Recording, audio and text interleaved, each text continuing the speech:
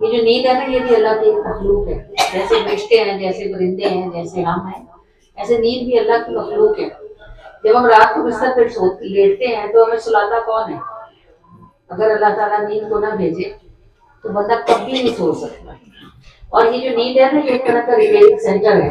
یعنی ہمارا جسم سارا دن ہمارے جسم کی توڑ پھوڑ ہوتی رہتی ہے، جو چیزیں اندر سے سیل ٹوٹتے رہتے ہیں، پٹھے کمزور ہوتے رہتے ہیں، آنکھ تھک جاتی ہے، دماغ تھک جاتا ہے. جب ہم سوتے ہیں نا تو اندر ساری فنکشننگ ہوتی رہتی ہے. جیسے گاڑیوں کی اوور ہالنگ ہوتی ہے نا، ایسے ہماری باڈی کی اوور ہالنگ ہوتی رہتی ہے.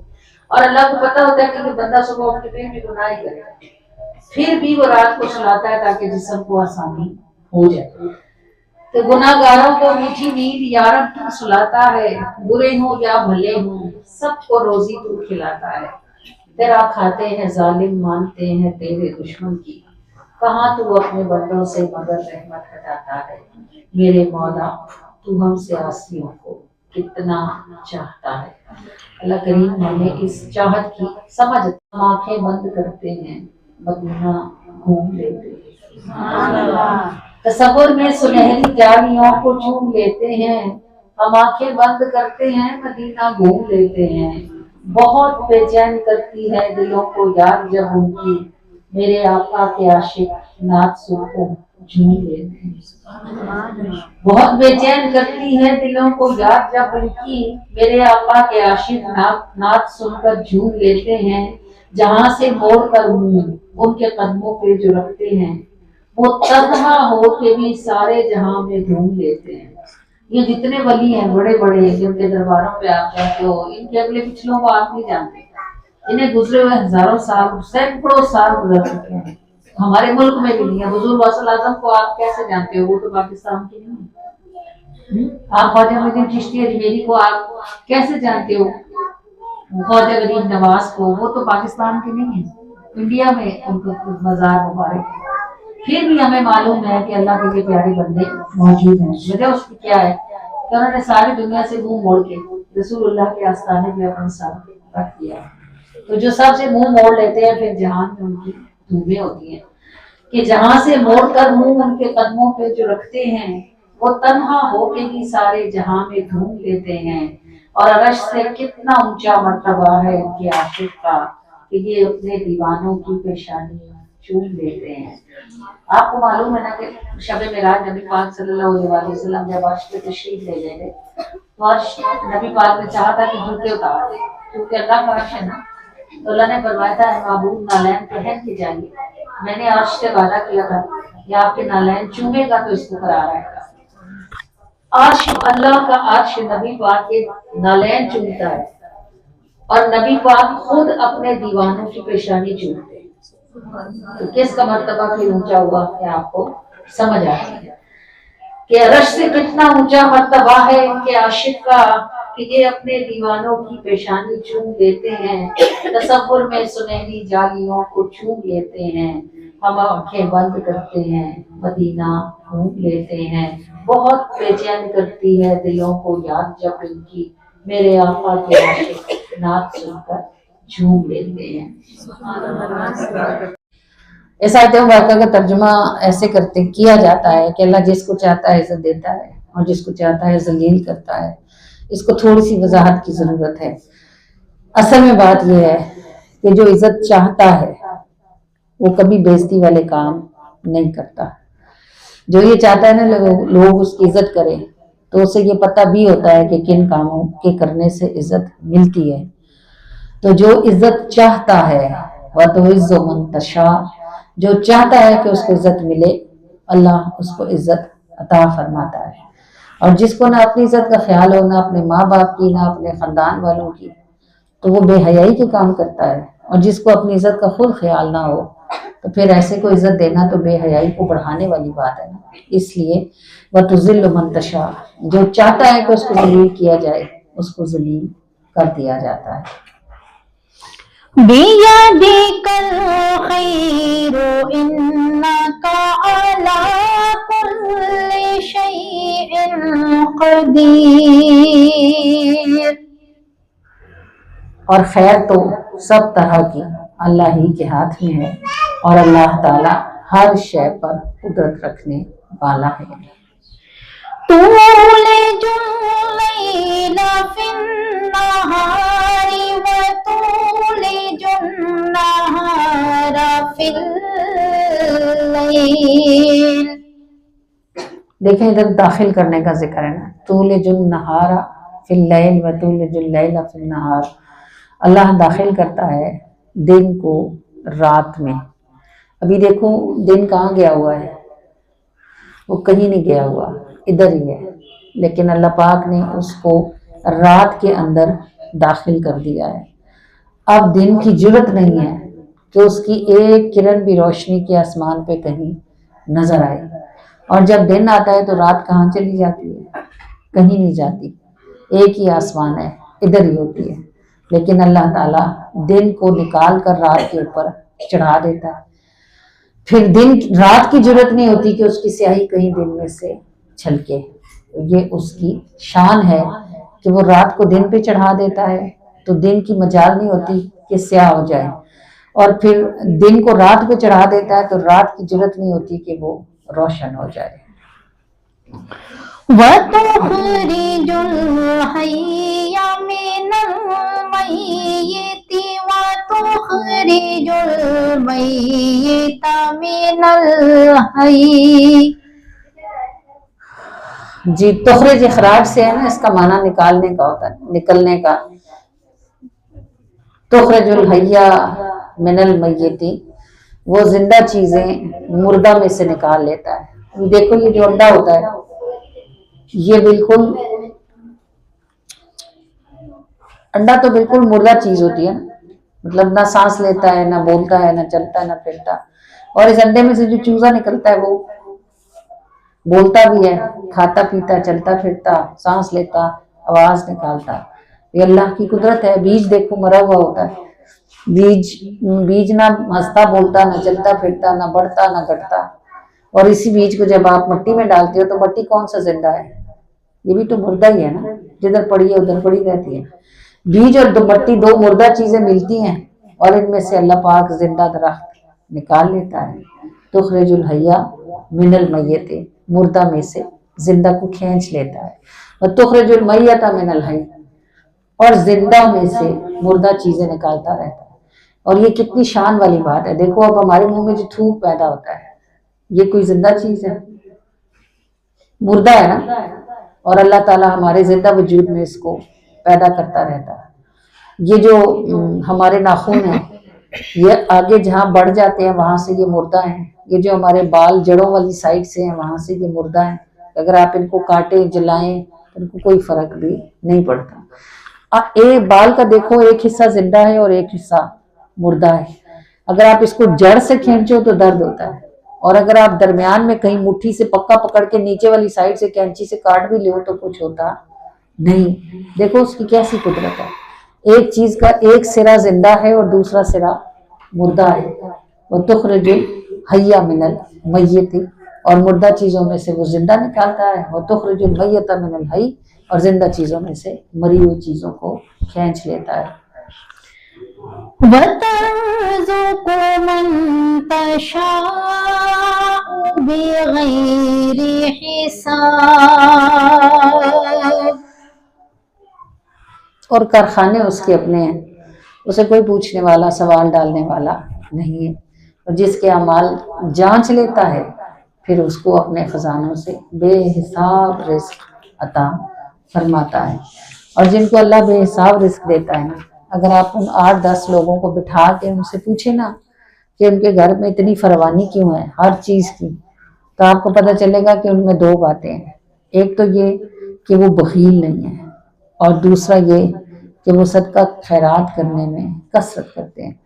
اللہ کے ساتھ تجارت کرنا یہی ہوتا ہے کہ آپ اللہ کے نام پہ دیں. جب آپ اللہ کے نام پہ دیتے ہیں تو اللہ تعالیٰ آپ کو اس سے بہت زیادہ عطا فرماتا ہے. اور اسی طرح جب آپ خیرات صدقہ کرتے ہیں تو بلائیں مصیبتیں ٹلتی ہیں اور عمر بڑھ جاتی ہے. تو جو لوگ اللہ کی راہ میں خرچ کرتے ہیں اور اللہ سے تجارت کرتے ہیں اللہ تعالیٰ ان کو بے حساب رزق عطا فرماتا ہے. صدق اللہ العظیم.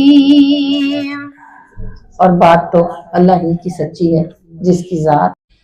اس آیت مبارکہ کا ترجمہ ایسے کیا جاتا ہے کہ اللہ جس کو چاہتا ہے عزت دیتا ہے اور جس کو چاہتا ہے ذلیل کرتا ہے. اس کو تھوڑی سی وضاحت کی ضرورت ہے.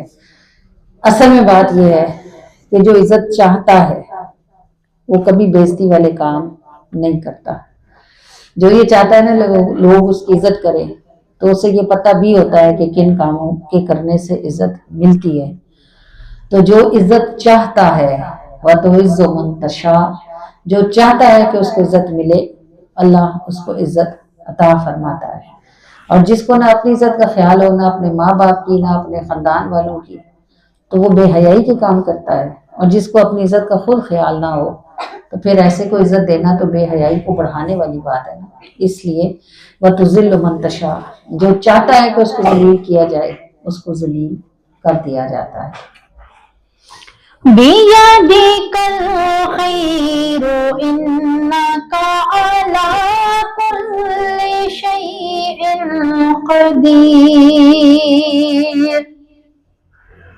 اور خیر تو سب طرح کی اللہ ہی کے ہاتھ میں ہے اور اللہ تعالی ہر شے پر قدرت رکھنے والا ہے.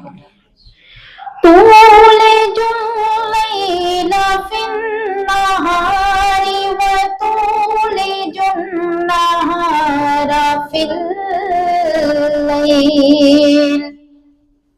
دیکھیں ادھر داخل کرنے کا ذکر ہے نا. تولج النہار فی اللیل وتولج اللیل فی النہار. اللہ داخل کرتا ہے دن کو رات میں. ابھی دیکھو دن کہاں گیا ہوا ہے؟ وہ کہیں نہیں گیا ہوا، ادھر ہی ہے. لیکن اللہ پاک نے اس کو رات کے اندر داخل کر دیا ہے.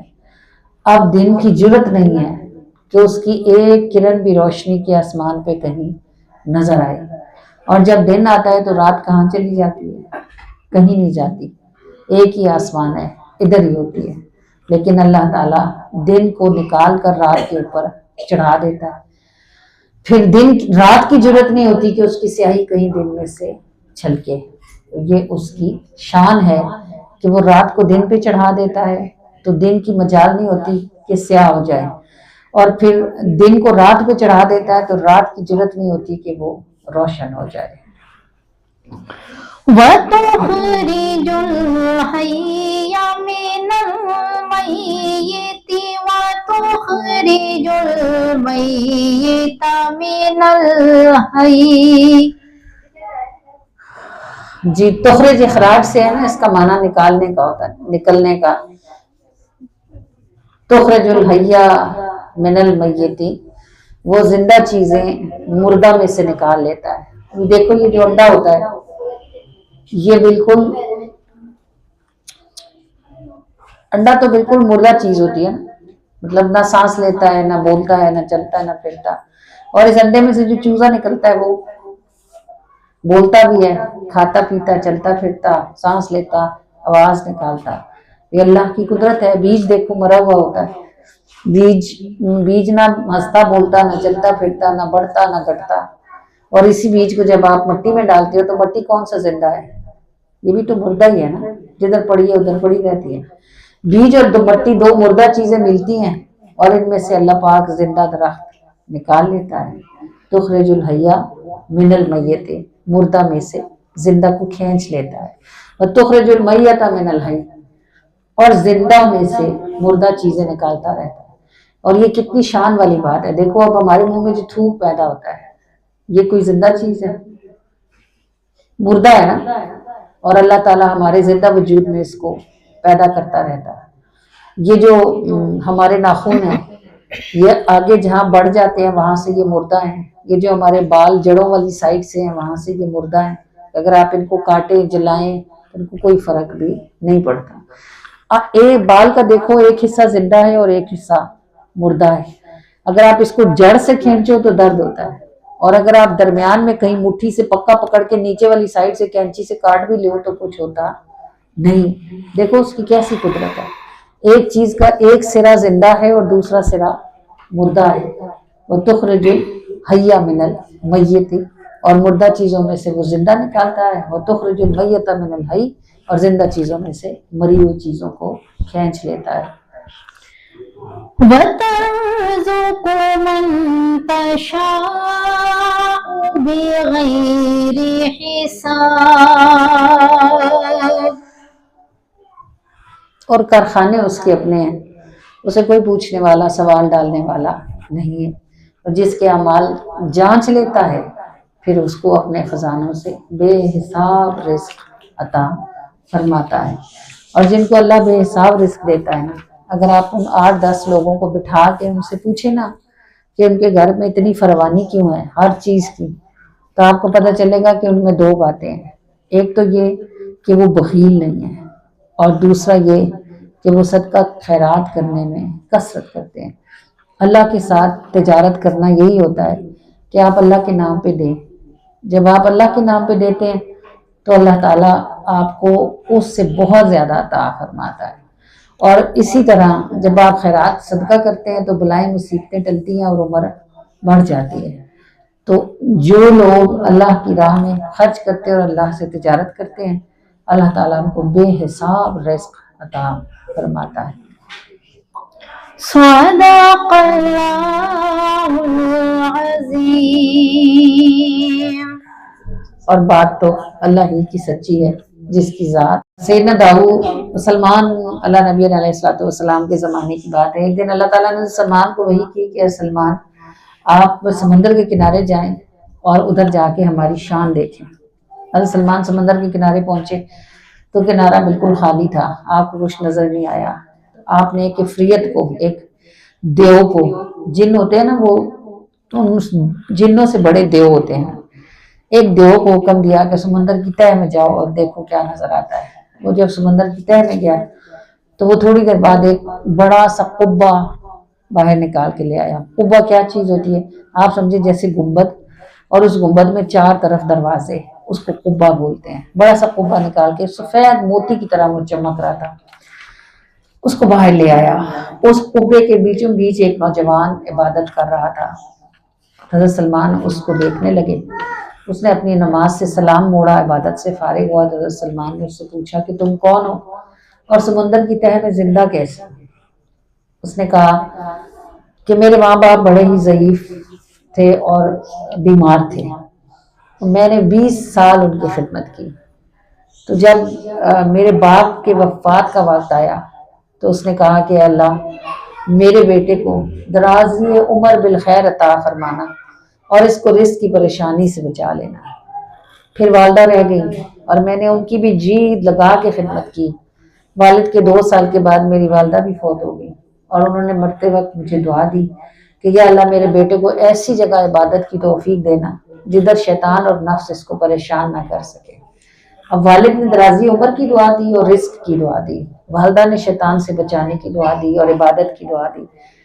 کہتا ہے والد اور والدہ دونوں فوت ہو گئے، میں تنہا اکیلا، میرا کوئی رشتہ اور تو تھا نہیں۔ میں ایک دن ایسی سمندر کے کنارے آیا تو میں نے دیکھا یہ قبہ ساحل پہ پڑا ہوا تھا، مجھے بڑا اچھا لگا، چمک رہا تھا دھوپ میں اور بالکل سفید۔ جیسے ہی میں اس کے اندر داخل ہوا سمندر سے ایک مخلوق نکلی اور اس نے یہ قبہ لے جا کر سمندر کے بیچوں بیچ رکھ دیا۔ تو سلمان نے پوچھا کہ اس میں تو پانی جاتا ہوگا۔ اس نے کہا یہ بڑی عجیب بات ہے کہ یہ قبہ سمندر کے بیچوں بیچ رکھا ہوا ہے لیکن پانی کی ایک بوند بھی اس کے اندر داخل نہیں ہوتی۔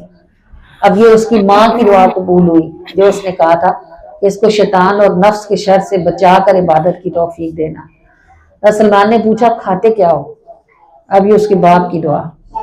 اس نے کہا 24 گھنٹوں میں، مجھے نہیں پتا کہ دن ہوتا ہے یا رات ہوتی ہے، بس ایک دفعہ ایک پرندہ اپنی چونچ میں زرد رنگ کی کوئی چیز لے کر آتا ہے، میں وہ کھا لیتا ہوں، نہ مجھے بھوک رہتی ہے، نہ پیاس رہتی ہے، نہ خوف ہوتا ہے، نہ گھبراہٹ ہوتی ہے، اور نہ ہی میں تھکتا ہوں۔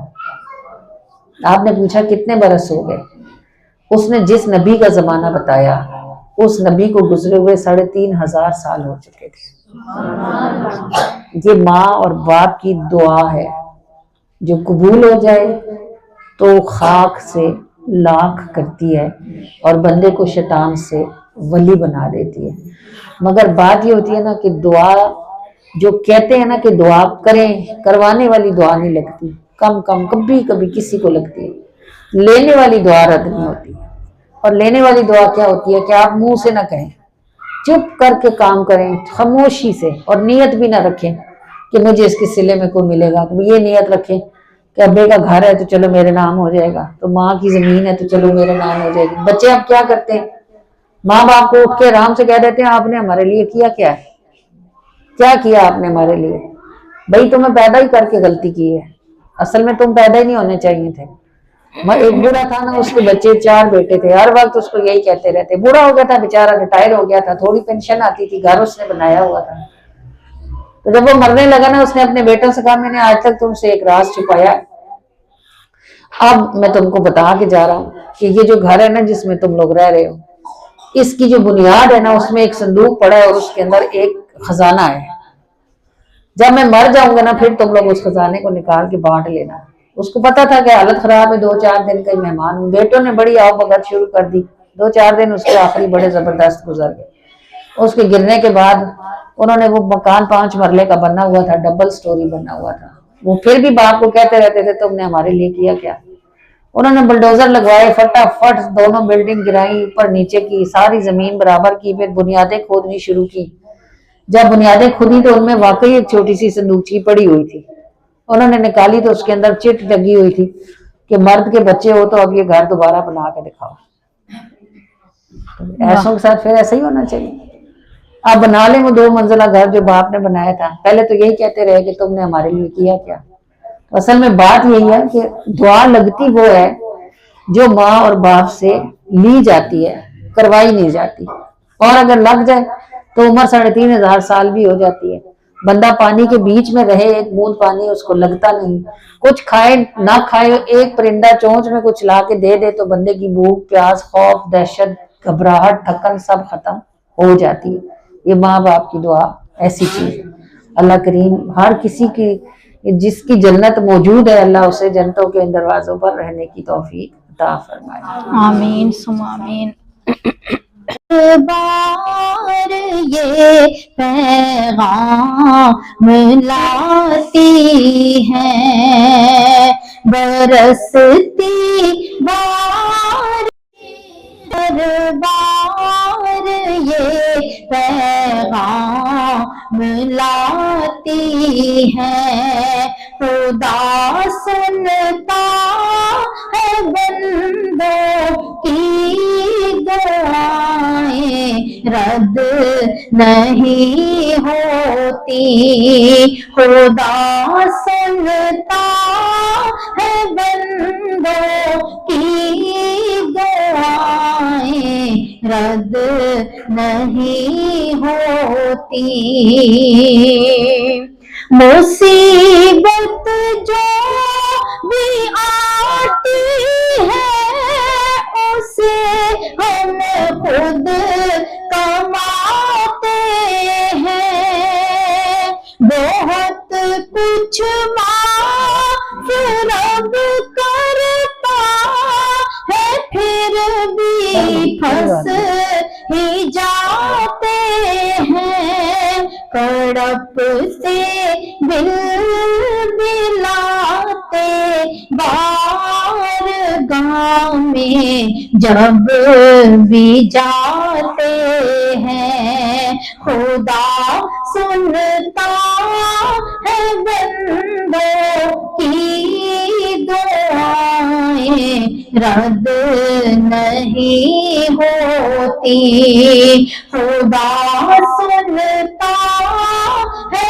بندوں کی دعائیں، رد نہیں ہوتی۔ بظاہر کام ناممکن ہو آخر بن ہی جاتے ہیں، کسی صورت ناراضی ہونے والے بن ہی جاتے ہیں، سفر بے سایہ ہو آخر کو بادل تن ہی جاتے ہیں، خدا سنتا ہے بندوں रद्द नहीं होती। खुदा सुनता है बंदों की दुआएं, रद्द नहीं होती। यकीन रखते हैं जो इस पर, उन्हें कुछ गम नहीं होता। वो चल पड़ते हैं गरचे रास्ता भी कम नहीं होता। हजारों मुश्किलें आए, यकीन में हम नहीं होता। हजारों मुश्किलें आए, यकीन में हम नहीं होता। खुदा सुनता है बंदों की दुआएं, रद्द नहीं होती। खुदा सुनता है बंदों की दुआएं, रद्द नहीं होती। बरसती नबी पाक सल्लल्लाहु अलैहि वसल्लम की उम्र 4 बरस की थी ना, और आप हजरत हलीमा सादिया के साथ कबीला बनु साद में थे। आपका जो भाई था ना, जिनका नाम हारिस था, ये नबी पाक सल्लल्लाहु अलैहि वसल्लम के दूध शरीक भाई थे ना, मतलब ये पैदा हुए थे और फिर इन्हीं का दूध उतरा हुआ था माँ की छातियों में जब वो लेने के लिए नबी पाक को गई थी। तो ये तकरीबन हम उम्र थे दोनों। तो नबी पाक सल्लल्लाहु अलैहि वसल्लम अपने उस भाई के साथ अपने घर से बाहर थे, यानी हलीमा सादिया के कबीले में हलीमा सादिया के घर से बाहर थे और अपने उस भाई के साथ थे, खेल रहे थे। तो जिब्राइल अमीन आए। जिब्राइल अमीन आए और उन्होंने रसूलुल्लाह सल्लल्लाहु अलैहि वसल्लम को उठाकर पत्थर की एक चट्टान थी उसके ऊपर लेटाया और आप सल्लल्लाहु अलैहि वसल्लम का सीना मुबारक चाक किया। ये जो आप सुनते हैं ना, अलम नशरह लका सदरक, कि क्या हमने आपके लिए आपके सीने को चाक नहीं फरमाया। तो नबी पाक सल्लल्लाहु अलैहि वसल्लम का जो ये शरह सदर है ना, ये 2 दफा हुआ। एक बार जब आपकी उम्र 4 बरस थी, 4 बरस और 5 बरस के दरमियान की उम्र थी, तो जिब्राइल अमीन ने पत्थर पे लटाया और ऐसे सीना चाक किया। ये इसको ओपन हार्ट सर्जरी बोलते हैं आप डॉक्टर्स। और ओपन हार्ट सर्जरी जब कर रहे होते हैं ना, तो उस वक्त माहिर तरीन डॉक्टर बेहतरीन मशीनरी के साथ और आला तरीन असिस्टेंट्स के साथ ओपन हार्ट सर्जरी करते हैं। फिर भी कभी कभी कामयाब होती है और कभी कभी नाकाम होती है। ये जिब्राइल ने रसूलुल्लाह सल्लल्लाहु अलैहि वसल्लम की ओपन हार्ट सर्जरी की और एक कतरा खून का नहीं निकला। आप सल्लल्लाहु अलैहि वसल्लम का कल्ब मुबारक चाक किया, यानी सीना चाक किया यहाँ से यहाँ तक, फिर दिल निकाला। आप ये देखो, ये जो कल्ब मुबारक निकाला ना, ये दिल सीने से निकाल लिया। जब बंदे की ओपन हार्ट सर्जरी हो रही होती है ना, तो पूरा का पूरा बंदा मशीन पे ट्रांसफर हुआ होता है। यानी दिल जिस्म में तो अगर एक लम्हे के लिए खून जाना रुक जाए तो जिस्म तो मरना शुरू हो जाता है ना। ओपन हार्ट सर्जरी में जब दिल का ऑपरेशन हो रहा होता है तो उस वक्त पूरे का पूरा बॉडी जो सिस्टम जो होता है वो मशीनरी पे चल रहा होता है। खून पंप भी हो रहा होता है, वापस भी आ रहा होता है, फेफड़े चल रहे होते हैं, दिमाग चल रहा होता है। ये रसूलुल्लाह की ओपन हार्ट सर्जरी हो रही है और इसको जिब्राइल कर रहे हैं और उन्होंने सीना खोला हुआ है, उन्होंने दिल निकाल लिया अंदर से।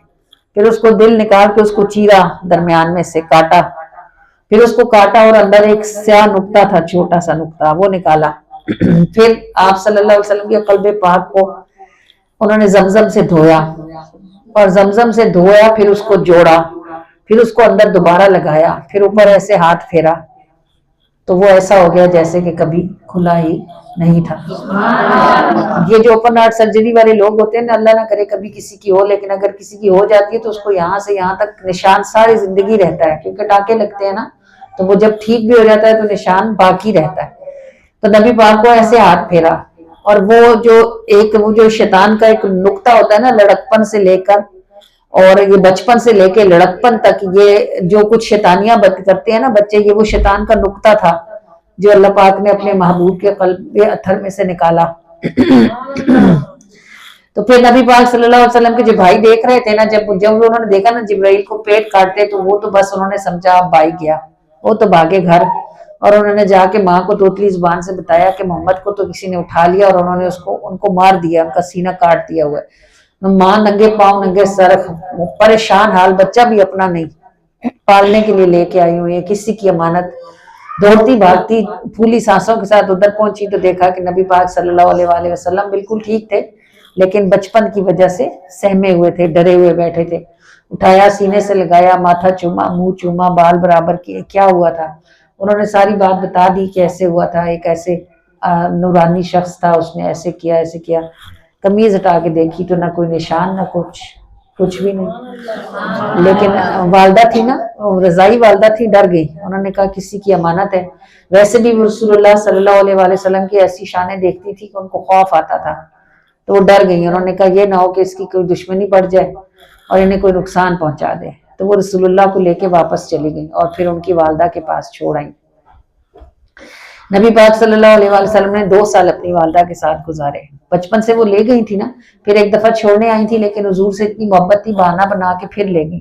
پھر 4 برس کی عمر میں نبی پاک واپس آئے اور اپنی والدہ کے ساتھ 2 سال رہے۔ 2 سال کے بعد جب نبی پاک 6 سال کے ہوئے نا، تو آپ کی والدہ نے حضرت ابو طالب سے اجازت لی، عبد المطلب تھے، دادا تھے، ان سے اجازت لی کہ مجھے اپنے شوہر کی قبر پہ جانا ہے، اور شوہر کی قبر جو تھی وہ ان کے میکے کے رستے میں پڑتی تھی، یعنی مدینے میں نبی پاک کا نانکا تھا، اور راستے میں جو ہے وہ شوہر وہی مدینے میں ہی حضرت عبداللہ کا انتقال ہوا تھا، ان کی قبر وہی تھی۔ 6 برس کی عمر میں آپ کی والدہ سیدہ آمنہ آپ کو لے کر مکے سے نکلی، اور آپ تھی یعنی حضرت آمنہ تھی، نبی پاک تھے، اور حضرت ام ایمن تھی۔ یہ جو حضرت ام ایمن تھی نا، یہ حضرت عبداللہ کی کنیز تھی، یعنی نبی پاک کے والد محترم کی خریدی ہوئی کنیز تھی، اور ان کے گھر میں ہی رہتی تھی، انہی کا کام کاج کرتی تھی۔ یہ 3 لوگ، چھوٹا سا مختصر سا قافلہ مکے سے نکلا، مدینے پہنچا، اور پہلی بار نبی پاک صلی اللہ علیہ وآلہ وسلم اپنے والد محترم کی قبر پر گئے، تو انہوں نے تو اپنے والد کو دیکھا ہی نہیں تھا نا، پتہ نہیں رسول اللہ نے کیا پوچھا ہوگا، اور پتہ نہیں والدہ نے کیا بتایا ہوگا، کیسے تعارف کروایا ہوگا، وہ مٹی کا ڈھیر، اور بتایا کیسے ہوگا کہ یہ تمہارا باپ تھا، یہ جگہ جہاں تم آج آئے ہو۔ 6 سال کے بچے کو کتنی سمجھ آتی ہوگی، لیکن پھر بھی یہ ماں اور باپ کے رشتے ایسے ہوتے ہیں نا کہ بندے کو بغیر کہے ہی سمجھ آتی ہے۔ کتاب میں تو کسی میں نہیں لکھا، لیکن میں خود بھی کبھی کبھی سوچتی ہوں کہ حضرت آمنہ نے کیا بتایا ہوگا، اور رسول اللہ نے کیا پوچھا ہوگا، اور حضرت آمنہ پہ کیا گزری ہوگی جب 6 سال کے بعد وہ اپنے شوہر کی قبر پر گئی ہوں گی۔ وہ شوہر جنہوں نے ان کے ناز اٹھائے تھے، ان کے ساتھ پیار کیا تھا، ان کے ساتھ اچھا ٹائم گزارا تھا، تو وہ کیسا وقت ہوگا جب آپ نے رسول اللہ کو بتایا ہوگا کہ یہ تمہارے والد کی قبر ہے۔ نبی پاک صلی اللہ علیہ وآلہ وسلم نے اپنی والدہ محترمہ کے ساتھ کچھ وقت، کچھ مہینے قیام کیا۔ اس وقت سفر ایسے آسان نہیں ہوتے تھے نا، ابھی تو ہم صبح 7 بجے گاڑی میں بیٹھتے ہیں تو ہم عصر تک مدینے پہنچ جاتے ہیں، کیونکہ گاڑیاں 200 کلومیٹر 180 کلومیٹر کی رفتار سے چلتی ہیں، اور سڑکیں پکی ہیں۔ اس وقت تو رستے کچے ہوتے تھے، پہاڑ آتے تھے رستے میں، میدان ہوتے تھے، پھر چڑھو پھر اترو، تو ظاہر ہفتوں کا ٹائم لگتا تھا، تو اتنی جلدی پھر لوگ واپس نہیں آتے تھے۔ تو حضرت آمنہ بھی کچھ ٹائم مدینے میں رہی، اپنے مائکے میں کچھ وقت رہی، اور وہیں نبی پاک صلی اللہ علیہ وآلہ وسلم نے تیراکی سیکھی۔ مدینے سے تھوڑا آگے جائیں نا تو وادی عقیق آتی ہے، آپ جب عمرے میں جائیں گے انشاءاللہ، جب ہم بیر روح اور بیر شفا کی زیارت کے لیے نکلتے ہیں نا، تو یہ رستے میں پڑتی ہے وادی عقیق۔ وادی عقیق اس زمانے میں آپ سمجھیں جیسے مدینے والوں کا بحریہ ٹاؤن تھا، امیر لوگ وہاں گھر بناتے تھے۔ وادی عقیق میں بارش کا پانی کھڑا ہو جاتا تھا اور وہاں جھیل سی بن جاتی تھی، اس جھیل سے پھر اہل مدینہ کاشتکاری اور عپاشی کیا کرتے تھے۔ تو جو امیر کبیر لوگ ہوتے تھے نا، وہ مدینے سے باہر وادی عقیق میں گھر بناتے تھے، وہاں جھیل تھی، اس جھیل میں نبی پاک صلی اللہ علیہ وآلہ وسلم نے تیرنا سیکھا تھا۔ تو نانوں کے گھر میں کتنے مزے ہوتے ہیں، یہ ہر اس بچے کو پتا ہوگا جس کی نانوں کو اللہ سلامت رکھے، وہ زندہ ہے۔ تو ظاہر ماں سے ہی میکا ہوتا ہے اور نانوں سے نانکا ہوتا ہے۔ تو گھر کسی کا بھی ہو کہتے تو یہی ہے نا، امی کے گھر جا رہے ہیں، بچوں سے پوچھو وہ کہتے ہیں نانوں کے گھر جا رہے ہیں۔ گھر جس کا بھی ہو، رشتہ نانوں کا ہی چل رہا ہوتا ہے۔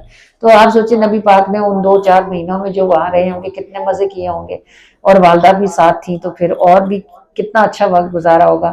پھر واپس جب مکے آنے لگے تو مکے سے مدینہ پاک سے نکل آئے تھے، 3-4 دن کا سفر ہو گیا تھا اور تقریباً 2.5 دن کا سفر رہتا تھا، تو نبی پاک صلی اللہ علیہ وآلہ وسلم کی والدہ محترمہ کو ابوا کے مقام پر ہارٹ اٹیک ہوا۔ اب یہ تو کتابوں میں نہیں لکھا کہ کیا ہوا، لیکن جو کیفیت ان کی لکھی ہوئی ہے نا کہ وہ کبھی دائیں کروٹ پلٹتی تھی، کبھی بائیں کروٹ پلٹتی تھی اور سخت تکلیف میں تھی، تو محسوس ایسا ہوتا ہے کہ اچانک جو ان کی وہاں طبیعت خراب ہوئی، اس سے پہلے وہ بیمار نہیں تھی۔ کچھ کتابوں میں ایسے لکھا ہے کہ ان کو شدید بخار تھا، لیکن اگر بخار شدید ہوتا تو وہ گھر سے نہ نکلتی، ظاہر ہے ان کو گھر والے آنے ہی نہ دیتے، یہ کوئی اچانک کی بات تھی۔ تو ان کی جب حالت بہت خراب ہوئی نا تو ان کے پاس ام ایمن ہی تھی، انہوں نے رسول اللہ کو بلایا، محمد ادھر میرے پاس آئیں۔ جب آپ قریب تشریف لے گئے، چھوٹے سے 6 سال کے محمد، تو والدہ نے آپ کا ہاتھ پکڑا اور کہا کہ دنیا میں بہت ماؤں نے بیٹے پیدا کیے، لیکن میں جو بیٹا چھوڑ کے جا رہی ہوں یہ ستھرا ہے، اور مجھے یقین ہے کہ تیرے ساتھ ہمارا نام روشن رہے گا۔ میں اپنے پیچھے ایک ستھرا بیٹا چھوڑ کے جا رہی ہوں۔ اب 6 سال کے محمد کو کیا پتا ہوگا کہ کیا ہونے لگا ہے، اور جنہوں نے ابوا کے مقام کو دیکھا ہوا ہے نا، وہ کہتے ہیں کہ وہ صرف کالے پتھر کا پہاڑ ہے، دور تک کالا سیاہ پتھر ہے، ایک پتی گھاس کی نہیں ہے، جن کی خاطر اللہ نے سارا جہان بنایا۔ وہ ابھی باپ کی قبر دیکھ کر آئے ہیں اور ان کی والدہ کا رستے میں انتقال ہو گیا۔ 6 سال کے محمد پر کیا گزری ہوگی جب وہ اپنی ماں کو بلاتے ہوں گے اور آواز دیتے ہوں گے اور کہتے ہوں گے امی جان اٹھو نا، بولتی کیوں نہیں؟ تو امی جان تو بولنے والے وقت سے گزر چکی تھی۔ کیسی تکلیف ہوگی تنہائی، جب ہمارے یہاں کہیں فوتگی ہوتی ہے تو لوگ کثرت سے ایک دوسرے کے گھر اسی لیے جاتے ہیں کہ ذرا دکھ ہلکا ہو جائے، تو وہ تو ابھی باپ کی قبر کا دکھ دیکھ کر آ رہے تھے، اور انہیں نہیں پتا تھا کہ وہ اس سفر میں اپنی ماں کو بھی کھو دیں گے۔ تو اس ابوا کے مقام پر جب سیدہ آمنہ کی وفات ہو گئی تو ننھے محمد ان کو آوازیں دیتے تھے کہ امی اٹھو، میرا تو کوئی اور ہے نہیں، نہ کوئی بہن ہے جو مجھے گلے سے لگائے گی، نہ میرا کوئی بھائی ہے جو میرے سر پہ ہاتھ رکھے گا، مجھے کس کے ساتھ چھوڑ کے جاتی ہوں، میں تو اکیلا۔ لیکن ماں تو جواب دینے اور سننے کے وقت سے آگے نکل چکی تھی۔ وہیں ابوا کے مقام پر ہی سیدہ آمنہ کی قبر بنی، اور یہ قافلہ جو جاتے ہوئے 3 لوگوں پر مشتمل تھا، واپسی پہ صرف 2 ہی لوگ تھے۔ جب مدینے پہنچے تو عبد المطلب کو پتہ چلا کہ جس مٹی میں بیٹا کھویا تھا بہو بھی اسی مٹی کی مذاق ہو گئی۔ تو وہ کہتے ہیں کہ حضرت آمنہ کو دفنا کے جب واپس مڑے تو ننھے محمد بس خاموش تھے، کسی کو کچھ کہتے نہیں تھے، لیکن ان کی خاموشی دیکھنے والوں کی آنکھیں نم کرتی تھی۔ سب کے دل ان کے لیے محبت سے بھرے ہوئے تھے کہ وہ رشتوں سے بھری ہوئی دنیا میں اب بالکل تنہا تھے۔ ایک دادا تھے جنہوں نے ان کو سینے سے لگایا، اور پھر جب تک وہ زندہ رہے انہوں نے ان کو ماں اور باپ دونوں کی کمی محسوس ہونے نہیں دی۔ مگر آپ ایک لمحے کو سوچو کہ ہم اپنی تکلیفوں پر، ذرا سی تکلیفوں پر اللہ سے گلہ شکوہ لڑائی کرنے بیٹھ جاتے ہیں۔ یہ تو دیکھو کہ وہ جن کے سر پر تمام عالم کی رحمت کا تاج ہے، وہ خود کیسی مشکلوں، مشقتوں، آزمائشوں، امتحانوں سے گزرے، اور کتنی چھوٹی عمر میں۔ دیکھیں اگر ایسے ہوتا کہ وہ 2.5 دن ابھی مدینے میں ہی ہوتے تو حضرت آمنہ کو وصال مدینے میں ہو جاتا، کوئی اس مشکل گھڑی میں سنبھالنے والا تو ہوتا نا۔ اگر 2.5 دن آگے ہو جاتے تو حضرت آمنہ کا وصال مدینے میں ہوتا، اگر مکے میں ہوتا، اگر مکے میں وصال ہوتا تو دادا اور چاچے تو موجود تھے نا، وہ ننھے محمد کو اٹھا لیتے، سینے سے لگا لیتے، ان کے ساتھ مل کے روتے، ان کا بوجھ بانٹ لیتے۔ یہ غم انہوں نے پہاڑوں میں اکیلے دیکھا کہ اپنی والدہ کو وہاں چھوڑ کر گھر واپس آئے۔ تو یہ وہ کہتے ہیں نا، یا کرتا ہے دردی تو یا کرتا ہے غرضی۔ تو اللہ نے محبوب کے دل کو درد کا بہت بچپن سے درد آشنا کر دیا تھا، اسی لیے نبی پاک صلی اللہ علیہ وآلہ وسلم اپنی امت پر اتنے شفیق اور اتنے مہربان تھے، جیسے مائیں اپنے بچوں پر مہربان ہوتی ہیں، جیسے باپ اپنے بچوں کی طرف ہمدرد اور محبت والے ہوتے ہیں۔ تو سوچنے کی بات ہے کہ آپ کریم صلی اللہ علیہ وآلہ وسلم اپنی زندگی میں کہاں کہاں سے گزرے، کیسی کیسی تکلیفیں اور کتنی مصیبتیں، کتنی تنگیاں، کتنی پریشانیاں اور کتنے غم کتنی چھوٹی عمر میں اٹھائے، اور اس کے باوجود بھی ساری زندگی اپنے لیے اپنے رب سے کچھ نہ مانگا۔ جب ہاتھ اٹھائے ہم گندوں گناہ گاروں کے لیے بخشش و مغفرت کی دعائیں ہی مانگی، جب سجدے میں گئے اللہ تعالیٰ سے ہمارے ہی لیے سوال کیا، یا اللہ میری امت کو بخش دے، یا اللہ میری امت کو بخش دے، تو اللہ تعالیٰ اس امت کو اپنے نبی کی سے شرم عطا فرمائے، حیا عطا فرمائے۔ جو کچھ ہو رہا ہے، جو کچھ چل رہا ہے، لوگ جو کچھ دیکھ رہے ہیں، اللہ تعالیٰ ہم میں سے ہر کسی کو اور ہماری نسل کو اب کثرت سے درود پاک پڑھنے کی توفیق عطا فرمائے، اور اس درود کی برکت سے اللہ تعالیٰ ہمارے دلوں کو اپنے محبوب کی محبت اور محبوب صلی اللہ علیہ وآلہ وسلم کے احسانات کی یاد رکھنے کی توفیق اور سعادت عطا فرمائے۔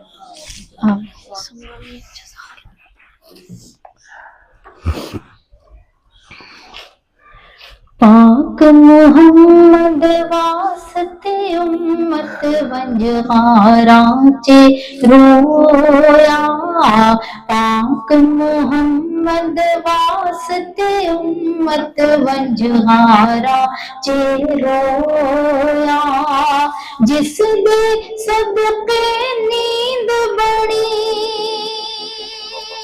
اور کسے نو ہویا، جنہ پیار او تینوں کر دے اور کسے نو ہویا، پاک محمد واسطے امت ونجہارا چے رویا،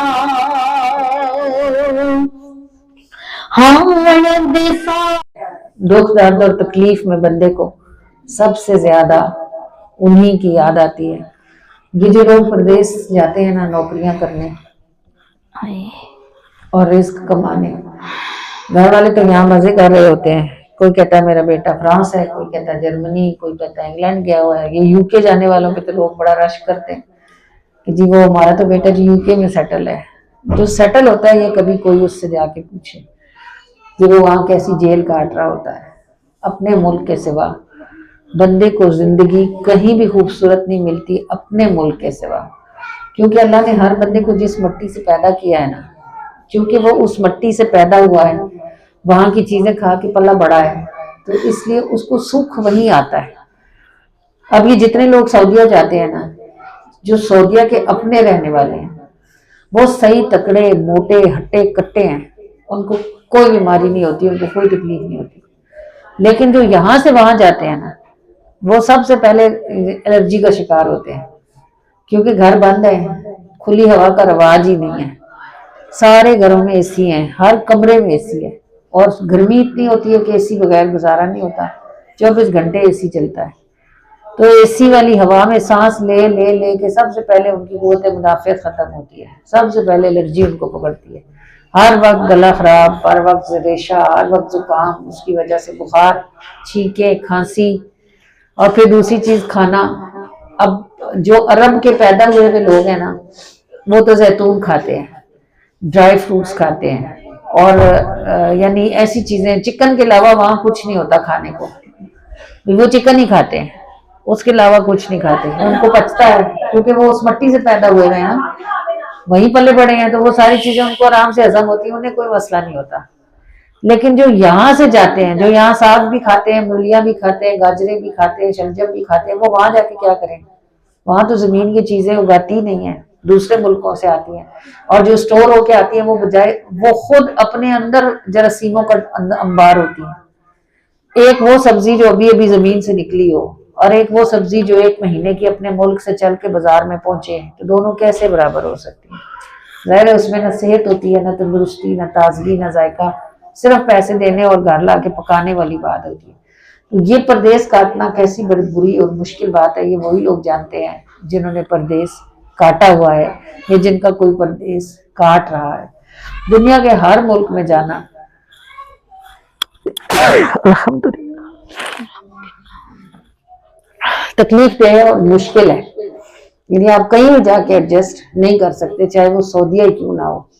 لیکن سعودیہ میں آپ کو مدینہ اور مکہ 2 شہر ایسے ملیں گے کہ ان میں اگر آپ ساری زندگی بھی رہ لیں تو آپ کہیں گے خیر ہے، جو بھی ہوتا ہے وہ رہنا ادھر ہی ہے. اللہ نے ان کو بنایا ایسا ہے. مکہ میں ہے زمزم، یہ جو لوگ چل بھی نہیں نہ سکتے یہ مکہ میں جا کے صحیح بھی خود کر رہے ہوتے ہیں. تو میں حیران ہو رہی ہوتی ہوں. ایک اماں کی تو میں نے ویڈیو بنائی، اس کی بیٹی بیچاری اتنی پریشان، آنٹی میں نے ان کو بھیج تو دیا، ان سے چلا نہیں جاتا، ان کے پاؤں کو اتنا مسئلہ ہے. ان کو واقعی اتنی تکلیف ہے کہ ہم ان کے گاؤں میں بھی میلاد کرنے جاتے ہیں نا تو وہ اپنے گھر سے میلاد والے گھر تک نہیں آ سکتی، اتنی تکلیف ہے ان کو پاؤں میں. اور جتنے عمرے ہم نے کیے نا انہوں نے صحیح چل کے کی. 3.5 میل کا چکر بنتا ہے یہ کم سے کم. صحیح کے جو 7 چکر ہے نا تقریباً اتنا فاصلہ بنتا ہے 7 چکروں میں. تو میں نے ان کی پھر چلتے ہوئے ویڈیو بنائی. میں نے کہا یہ میں آپ کی بیٹی کو بھیجوں گی جو بیچاری پریشان ہو کہ پاگل ہوئی ہے کہ میری ماں چل نہیں سکتی. تو یہ دیکھیں آپ تو ادھر صحیح میں دوڑ رہی ہیں. ادھر ہوتا ہے زمزم، اور یہ زمزم کی عجیب و غریب تاثیر ہے. ادھر سے مرنے والے بھی جی اٹھتے ہیں. سخت بیمار لوگ بھی ادھر جاتے ہیں اور ادھر جا کے تو وہ وہاں مزے سے جا کے طواف بھی کر رہے ہوتے ہیں، ادھر جا کے وہ سب کچھ کر رہے ہوتے ہیں. پھر پاکستان آتے ہیں تو پھر جو بستروں پہ پڑتے ہیں تو ادھر سے پھر 3 ہفتے بستر سے نہیں اٹھتے، کیونکہ زمزم یہاں تو نہیں نہ ہوتا. وہاں تو پینا بھی زمزم ہے، کھانا بھی زمزم ہے. بلکہ ایک دن ایسا ہوا ظہر کی نماز کا وقت تھا، میرا خیال ہے ہم جی بالکل ابھی جو ہمارا جو بھی عمرے کا گروپ گیا تھا نا اس سے پچھلا والا جو گروپ تھا، رمضان کے بعد ایک دن ہم نمازوں کے لیے گئے ہوئے تھے حرم میں. تو میں نے پانی کی بوتل کسی لڑکی سے بھروائی تو وہ پانی ایسا تھا جیسے دودھ ملا ہوا پانی ہوتا ہے. تو میں نے زمزم کے لیے یہ پڑھ رکھا ہے کہ زمزم کبھی کبھی گائے کے دودھ جیسا ہوتا ہے، کبھی کبھی رات کے کسی حصے میں یہ گائے کے دودھ کی طرح ہو جاتا ہے. تو وہ ایسا تھا جیسے پانی میں دودھ ملا ہوتا ہے. میں بڑی حیران ہوئی. میں نے اس لڑکی سے پوچھا میری بوتل گندی تھی؟ اس نے کہا نہیں، وہ وہاں کی جو خادمائیں ہوتی ہیں نا وہ تھی. تو میں نے کہا میری بوتل میں کچھ تھا؟ تو وہ ہنسنے لگی. اس نے کہا تمہاری بوتل میں کچھ نہیں تھا، یہ زمزم جو اوریجنل ہے وہ ایسا ہوتا ہے جیسے دودھ میں پانی ملا ہوتا ہے نا تو وہ تھوڑا تھوڑا سفید سفید. اس نے کہا جو اصل زمزم ہوتا ہے نا وہ ایسا ہوتا ہے، یہ اوریجنل ہے، یہ ایسا ہی ہوتا ہے زمزم. تو زمزم پی لیں تو 100 بیماریوں کا علاج وہیں بیٹھے ہو جاتا ہے. اللہ پاک نصیب کرے. اور مدینے جب آپ جاتے ہیں تو زمزم تو مدینے پاک میں بھی ہوتا ہے لیکن اتنا نہیں ہوتا نا. مدینے پاک میں زمزم مکے سے جاتا ہے. اور آپ کو بڑی عجیب بات یہ بتاؤں کہ کتنی بار سعودی گورنمنٹ نے یہ کوشش کی ہے کہ وہ پائپ لائن بچھا لینا. بھی مکہ اور مدینہ کے درمیان جتنا بھی فاصلہ ہے وہ تو اتنا امیر ملک ہے، بچھا سکتا ہے نا پائپ لائن. انہوں نے کتنی بار کوشش کی ہے کہ پائپ لائن بچھا کے پانی مدینے بھی پہنچا دیں، لیکن مسجد عائشہ تک پہنچ کے زمزم رک جاتا ہے، مسجد عائشہ سے باہر نہیں نکلتا. اور مسجد عائشہ کیا ہے؟ یہ مکے کی حد ہے. یعنی اس کو تنیم بولتے ہیں نا، ادھر سے جہاں سے احرام باندھتے ہیں نا وہ جگہ حد ہوتی ہے. اس سے باہر کی جو جگہ ہوتی ہے نا وہ پھر میقات ہوتی ہے، یعنی وہاں سے احرام باندھا جا سکتا ہے. تو کہتے ہیں کہ پائپ ڈالا بھی گیا، پانی کو لایا بھی گیا، پانی مسجد عائشہ تک آتا ہے تنیم سے، اس علاقے سے آگے نہیں جاتا. اور جو سعودی بادشاہوں نے جو محل بنائے ہوئے ہیں انہوں نے بالکل ان کے محل ایسے ہیں نا، یہ کعبے کا صحن ختم ہوتا ہے نا باہر والا اور اس کے بالکل ساتھ ان کی، جیسے آپ سمجھیں یہ کعبے کا صحن ختم ہوتا ہے، ادھر ان کے محل ہیں. تو سعودی بادشاہوں کے محل ہیں. ہمارے تو پاکستانیوں نے سونے کی ٹوٹیاں لگائی ہوئی ہیں نا، وہ تو سعودیہ کے بادشاہ ہیں تو ان کے واش روم میں ٹوٹیاں سونے کی لگی ہوئی ہیں. انہوں نے چاہا کہ وہ زمزم اپنے گھروں میں لے لیں تو نہیں چڑھتا ان کے گھروں میں. جتنی مرضی وہ موٹریں لگا کے دیکھ چکے ہیں، پریشر ڈال کے دیکھ چکے ہیں، پانی ان کے محل میں نہیں چڑھتا. یہ دیکھو کیسی عجیب و غریب بات ہے. یہ اللہ کی طرف سے کوئی ایسی بات ہے کہ جس کی کوئی وضاحت نہیں کر سکتا. ہر روز صبح مکہ سے زمزم کے بھرے ہوئے ٹینکر مدینے جاتے ہیں، روز جاتے ہیں، صبح رات کو آتے ہیں، صبح بھر کے جاتے ہیں. اور پھر مدینے پاک میں زمزم ملتا ہے لیکن وہ کولروں میں ہوتا ہے، اس طرح کھلا نہیں ہوتا جیسے مکے پاک میں مل جاتا ہے. مکے میں تو ہم ہوٹلوں میں کین بھر کے رکھتے ہیں اور زمزم ہی استعمال کرتے ہیں، چائے بھی زمزم میں بناتے ہیں، پانی بھی زمزم ہی پیتے ہیں، دوسرا پانی استعمال ہی نہیں کرتے. تو مدینے پاک میں ایسا ہوتا ہے کہ اگر بھرے جائیں تو کولر سے بھرنے دیتے ہیں، ورنہ تو وہ آپ کو وہاں وہ پانی خریدنا پڑتا ہے. تو اللہ کریم نصیب کرے. مدینے پاک میں کھجوریں ہیں، مکے میں زمزم ہے اور مدینے میں کھجور ہے. تو کھجور مدینے کی بندہ کھا لے تو وہ بھی ایسی انرجی ہوتی ہے اس کی بھی اتنی کہ اس سے بھی بندہ دوڑتا بھاگتا رہتا ہے. پھر اللہ کا شکر ہے اس کو कोई ऐसी बीमारी नहीं होती जैसे पाकिस्तान में लगी रहती। तो ये अल्लाह ताला का निज़ाम है। अल्लाह पाक का इल्म ये बात जानता था कि सारी दुनिया के लोग मक्का आएंगे उम्रा करने के लिए और हज करने के लिए। हर मुल्क से बंदा आएगा, हर बंदा अपनी अपनी आदतों के मुताबिक हिला हुआ होगा। इधर आके उसे कोई ऐसी चीज चाहिए होगी जिस पर वो खड़ा हो सके। तो फिर अल्लाह पाक ने मक्के में जमजम रखा हुआ है और मदीने में खजूर रखी हुई है। ये दोनों शहरों में लोग जाते हैं, कम कम बीमार होते हैं। अगर सर्द गर्म जिस चीज की बहुत एहतियात करनी चाहिए ना, वो ये है कि जब आप उम्रा करें ना, तवाफ कर लें, तो तवाफ के साथ फेरे काबे के गिर्द लगाने के बाद जिस्म गर्म हुआ होता है ना, लोग जो बीमार होते हैं ना, वो अपनी लापरवाही से बीमार होते हैं। फिर क्या करते हैं, तवाफ करने के बाद जमजम पीना, उसको सर पे छिड़कना और गिरेबान में डालना सुन्नत रसूल है। जब तवाफ के साथ चक्कर कर लेते हैं ना, फिर 2 रकात नमाज नफिल वाजिब तवाफ अदा करते हैं। फिर 2 रकात नफिल पढ़ने के बाद पीछे जाते हैं, तो पीछे जमजम के कूलर भी रखे हैं और टूटियां भी लगी हुई हैं।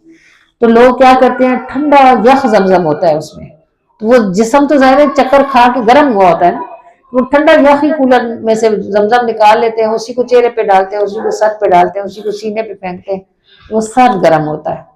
उसकी वजह से फिर टेम्परेचर होता है और उसकी वजह से रेशा होता है। अगर सिर्फ ये एहतियात कर ले कि वहां जिन कूलरों के ऊपर नॉट कोल्ड लिखा होता है, यानी नीले रंग से लिखा होता है नॉट कोल्ड, इसमें ठंडा नहीं है, सादा जमजम है, अगर वो जमजम इस्तेमाल करें, पिए, चेहरे पे डालें, फिर उससे बीमार नहीं होते। वरना जमजम में अल्लाह ने शिफा रखी हुई है और जमजम में ताकत है। और अल्लाह के वली कहते हैं कि जमजम पानी भी है और खाना भी है। अगर आप इसको जिस नीयत से पी लें, आपकी वो नीयत पूरी थी। मुझे तो इतनी हंसी आती थी बाजी मुमताज को, अल्लाह करवट करवट अल्लाह उसको जन्नत नसीब करे और अल्लाह ताला उसके दर्जात को बुलंद करे। वो भारी थी ना, जिस्म उसका भारी था ना, तो वो ज़ाहिर जब चलती थी तो फिर उसको पेशाब आता था बहुत ज्यादा। तो वो क्या करती थी कि जब तवाफ शुरू करने से पहले 2-3 गिलास भर के जमजम पी लेती थी और फिर कहती थी अल्लाह जी उनमा पेशाब ना आवे। तो वो आराम से तवाफ कर लेती थी। और फिर वो वॉशरूम, क्योंकि मक्के में बहुत दूर है ना, बहुत दूर जाना पड़ता है, तो हम उसको कहते थे अगर गई तो गुम हो जाओगी, हमारे साथ ही रहोगी, अकेली नहीं रहना। तो वो बेचारी क्या करती फिर, तो वो फिर इतने मजे का जब उसने हमें बताया तो हंस हंस के हमारे आंसू निकले। हमने कभी बाजी मुमताज आपने भी अल्लाह को क्या चैलेंज किया जबरदस्त, 3 गिलास पानी पी के कहती है अल्लाह जी उनमा पेशाब ना आवे। तो वो जमजम पिया था उन्होंने, दुआ तो उनकी कबूल होनी थी, वो पूरा उम्रा कर लेती थी आराम से, उसके बाद उनको वॉशरूम जाना होता था। मैं आपको बता रही हूँ कि जमजम पी के ये दुआ भी करें तो कबूल हो जाती है, तो बाकी सारी दुआओं का क्या कहना। फिर अल्लाह पाक उधर जाना नसीब करे।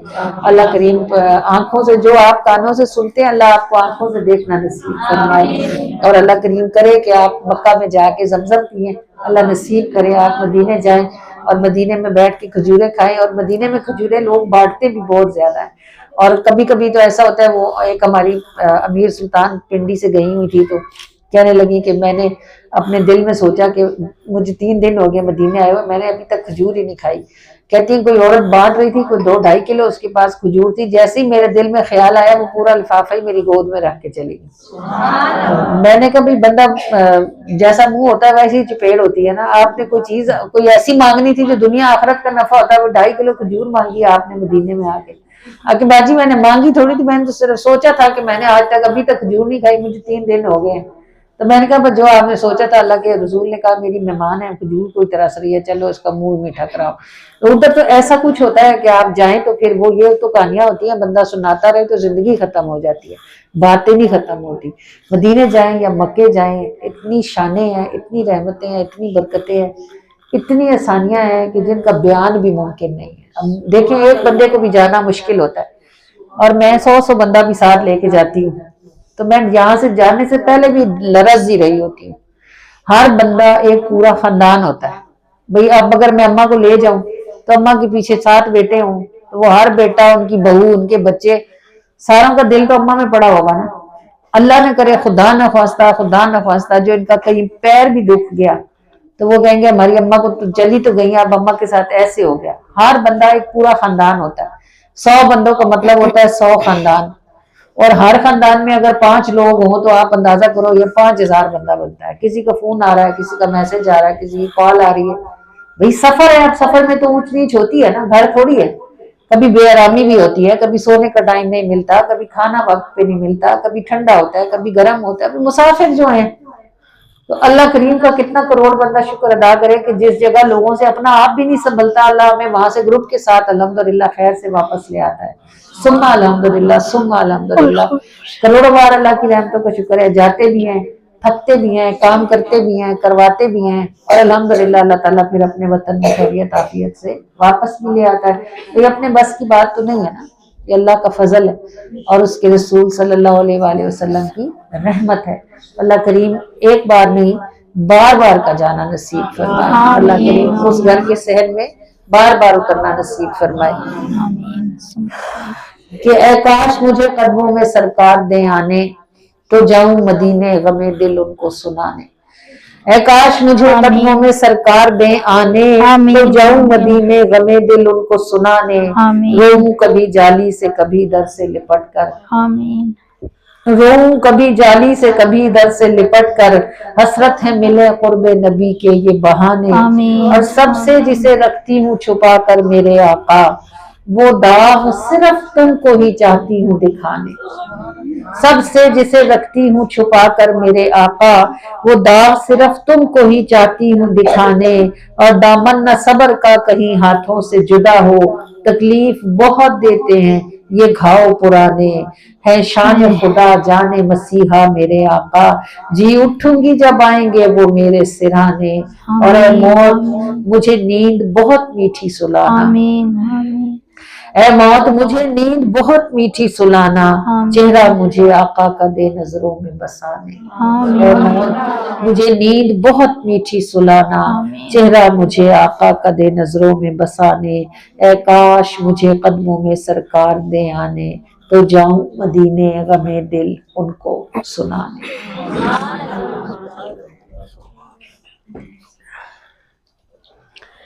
اے کاش مجھے قدموں میں سرکار دے آنے، اے کاش مجھے قدموں میں سرکار دے آنے، تو جاؤں مدینے غم دل ان کو سنانے، تو جاؤں مدینے غم دل ان کو سنانے۔ رو کبھی جالی سے کبھی در سے لپٹ کر، رو کبھی جالی سے کبھی در سے لپٹ کر، حسرت ہے ملے قرب نبی کے یہ بہانے، حسرت ہے ملے قرب نبی کے یہ بہانے، تو جاؤں مدینے غم دل ان کو سنانے۔ سب سے جسے رکھتی ہوں چھپا کر میرے آقا، سب سے جسے رکھتی ہوں چھپا کر میرے آقا،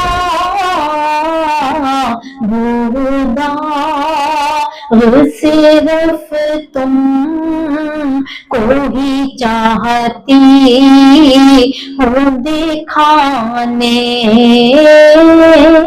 وہ داغ صرف تم को ही चाहती हूँ दिखाने, हसरत है मिले बेनबी के ये बहाने। दामन न सबर का कहीं हाथ से जुदा हो,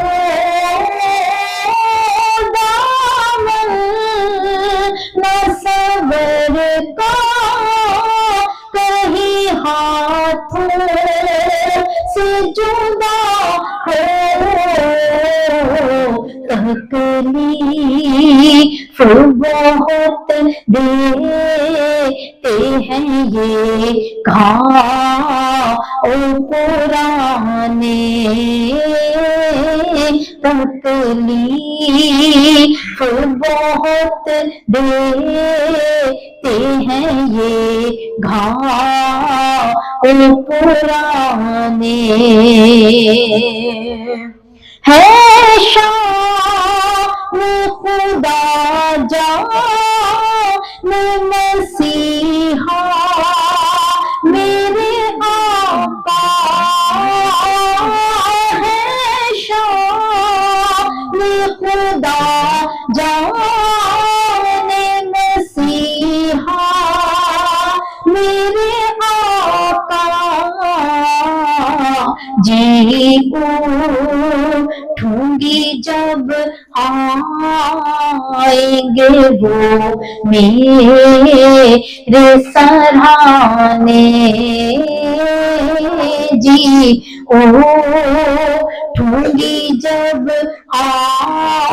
आएंगे वो मेरे सराहने, जी उठूंगी जब आएंगे वो मेरे सराहने। ऐ मौत मुझे नींद बहुत मीठी सुनाना,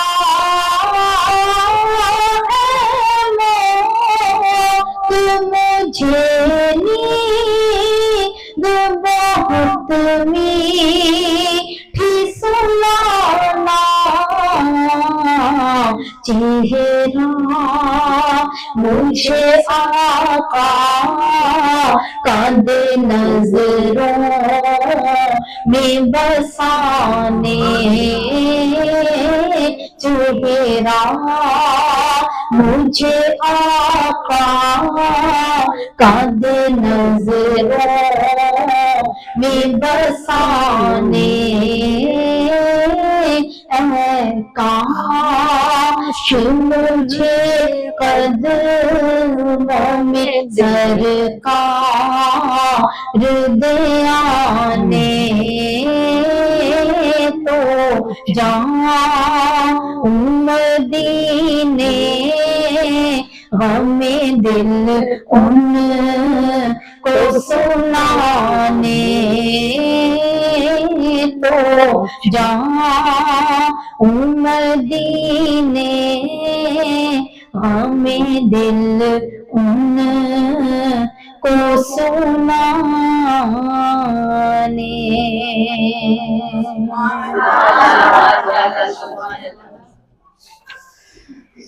अल्लाह नसीबी अब ये है कि ना तो हम किताबें पढ़ते हैं और ना ही हम किसी ऐसी महफिल में जाके बैठना पसंद करते हैं जहाँ कोई इल्मी बात हो रही होती है। अब लोग समझते हैं कि हमारे पास मोबाइल है और मोबाइलों में सब कुछ होता है, तो भाई मोबाइलों में सब कुछ सही नहीं होता, क्योंकि मोबाइल जिन्होंने बनाया हुआ है वो मुसलमान नहीं है, जो इसको चला रहे हैं वो भी मुसलमान नहीं है, तो वो सारा कुछ आपकी मर्जी का नहीं भेजेंगे। उन्होंने तो बिजनेस चलाना है और जाहिर है वो अपनी मर्जी का भेजेंगे ना। मुसलमान तो दुनिया में इस वक्त तीसरी अकलियत है, सबसे बड़ी जो दुनिया में सबसे ज्यादा है वो यहूदी ईसाई है, उसके बाद दूसरी नंबर पर कम्युनिस्ट आते हैं, फिर मुसलमानों की तादाद आती है। تو یہ سارا الیکٹرانکس کا سسٹم جو ہے یہ یا عیسائیوں کے ہاتھ میں ہے یا یہودیوں کے ہاتھ میں ہے یا کمیونسٹ ہے. ساری چیز تو میڈ ان چائنا ہے. تو چائنا والے آپ کے لیے کیا بنائیں گے؟ انہوں نے جو کرنا ہے ظاہر اپنے لیے اپنے فروغ کے لیے کرنا ہے. تو اس لیے گھر سے ضرور نکلنا چاہیے اور ایک ایسی کسی محفل کو ضرور پکڑنا چاہیے جہاں اللہ اور اس کے رسول کا ذکر ہو رہا ہوتا ہے. دنیا میں اس کا نفع ہو نہ ہو موت کے وقت ضرور ہوتا ہے, کیونکہ بندہ جس محفل میں بیٹھتا ہے اسے اس کا رنگ چڑھتا ہے, اور رنگ جب وقت آتا ہے تو رنگ جھلکتا ہے, ظاہر ہوتا ہے. جن کو آپ ٹائم دیتے ہو وہ بھی آپ کو ٹائم دیتے ہیں, جن کے لیے آپ کے پاس وقت نہیں ہے پھر ان کے پاس تو بہت کچھ کرنے کو موجود ہے. ہماری بڑی بدنصیبی یہ ہے کہ زندگی ہم جینا چاہتے ہیں امریکہ جیسی, اور مرنے کے بعد ہم دفن ہونا چاہتے ہیں مدینے میں. تو بھی ایسے نہیں ہوتا, جیسا ہم جئیں گے ویسے ہی مریں گے. کام تو کبھی ختم نہیں ہوتے, ہمارے آنے سے پہلے بھی ہو رہے تھے, ہمارے جاننے کے بعد بھی ہوں گے. سوال یہ ہے کہ ہم نے کیا اٹھایا, کیا ساتھ رکھا, کیا لے گئے. جب اچھی محفلوں کو چھوڑ کے لوگ گھروں میں بیٹھے رہتے ہیں تو ظاہر اس کا خمیازہ پھر کہیں نہ کہیں تو بھگتنا پڑتا ہی ہے. اور یہ جو اچھی صحبتیں ہوتی ہیں نا, ان پر ہمارے تمام بزرگ جتنا بھی کوئی بندہ سمجھدار ہوتا ہے نا وہ یہ ایک ہی بات کہتا ہے کہ یا تو اچھے دوست ہوں ورنہ نہ ہو, بری صحبت سے اکیلا بندہ بہتر ہوتا ہے. جس کسی کو اچھی صحبت مل رہی ہوتی ہے اس کو لازم چاہیے کہ وہ صحبت کو پکڑے. یہ پرانے وقتوں کے لوگ اتنے ہزاروں میل کا سفر کر کے جو کہ اللہ والوں کی خدمت میں جایا کرتے تھے تو وہ کوئی سادے نہیں تھے, وہ بہت سمجھدار لوگ تھے. ان کو پتہ تھا کہ ان کی صحبت میں ایک لمحہ بیٹھنے سے ہمیں ہزاروں سال کی عبادت کا ثواب نصیب ہو سکتا ہے. اب یہاں گھروں میں بیٹھ کے لوگ غلطیوں پہ غلطیاں کرتے رہتے ہیں اور مزے سے کہتے رہتے ہیں جی اللہ بڑا مہربان ہے, اللہ بڑا مہربان ہے. ارے بھائی اللہ کی مہربانی یہ ہے کہ اس نے ہمیں یہ بتا دیا ہے کہ اس کام کو ایسے کرو قبول ہو جائے گا, ایسے کرو گے تو نہیں ہوگا. پھر ہم ویسے ہی کریں جیسے نہیں ہوگا اور کہیں اللہ مہربان ہے, تو اللہ پاک کل کو کہے گا کہ میں نے مہربانی سے تمہیں بتایا تو تھا کہ ایسے کرنا, اب تم نے یہ بھی بتایا تھا کہ ایسے کرو گے تو نہیں قبول ہوگا. اگر تم ویسے ہی کرتے رہے تو یہ کیسے قبول ہو؟ میری ہی کی ہوئی بات ہے کہ یہ قبول ہوگا اور یہ نہیں ہوگا, نہیں ہوگا تو نہیں ہوگا. اللہ کریم عقل بھی عطا فرمائے, اللہ تعالیٰ سمجھ بھی عطا فرمائے, اور اللہ تعالیٰ دل کھولے تاکہ ہم اللہ تعالیٰ اور اس کے محبوب اور اس کے محبوب کے غلاموں کی طرف رسلہ اختیار کریں. یہ جو ولی ہوتے ہیں اللہ کے ولی ہوتے ہیں, اللہ کے ولی اسی لیے ہوتے ہیں, ولی کہتے ہیں دوست کو, اور جو جس کا دوست ہوتا ہے وہ ظاہر ہے کہ اس کے نقش قدم پر ہوتا ہے. اللہ کے پیارے اور محبوب دوستوں میں سے ایک دوست ہے حضرت ابراہیم بن ادم. یہ جو ابراہیم بن ادم ہے نا یہ بلخ کے بادشاہ تھے. بلخ ایک ملک تھا, جیسے پاکستان ہے نا ایسے ایک پورا ملک تھا. ان کے والد بادشاہ تھے اور جب والد مرے تو پھر ان کو تاج پوشی کی گئی, پھر یہ بادشاہ ہوئے. تو ایک دن رات کو سوئے ہوئے تھے, ایک رات کو سوئے ہوئے تھے, ایک دفعہ تو ان کو لگا چھت پہ کوئی چلتا ہے. تو بادشاہوں کی محلوں کی چھتیں کوئی زمین پہ تھوڑی ہوتی ہیں کہ کوئی چلے, بہت اونچی ہوتی ہے. وہ اتنا اوپر پہنچا کون, اور درباروں کو نظر کیوں نہیں آیا؟ تو وہ اس کو اوپر بھیجا, دربان کو پکڑ کے نیچے لایا. تو وہ بادشاہ نے اس کو کہا بھی تم آدھی رات کو ہماری چھت پہ کیا کرے تھے؟ اس نے کہا میرا اونٹ گم ہو گیا, وہ ڈھونڈ رہا تھا. تو بادشاہ کو بڑا غصہ آیا, اس نے کہا میری نیند خراب کر دی تم نے, اونٹ چھت پہ کیسے آ سکتا ہے؟ اس نے کہا اگر اونٹ چھت پہ نہیں ملتا تو اللہ بھی محلوں میں نہیں ملتا.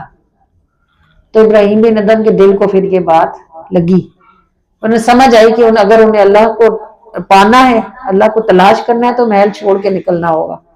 پھر تھوڑے دن اور گزرے تو انہوں نے پھر اپنی جگہ اپنے ماموں کو اپنے ملک کا بادشاہ بنایا. دیکھو لوگ گھروں سے نہیں نکلتے, وہ محل سے نکلے. یہ عورتیں اپنی چولہا چکی نہیں چھوڑتی, بچے نہیں چھوڑتی, انہوں نے بادشاہت چھوڑی, نکل گئے. لوگ منتیں کرتے رہے, وہ تھے بڑے اچھے عدل کرنے والے, بڑے نیک آدمی تھے.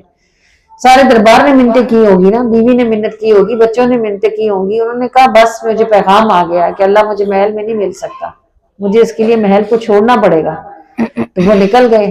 سالوں گزر گئے, انہوں نے عمریں جنگل میں گزاری اپنی جوانی کا وقت, اور پتہ نہیں کیسے گزارا کیا, کیا کھایا کیا پکایا.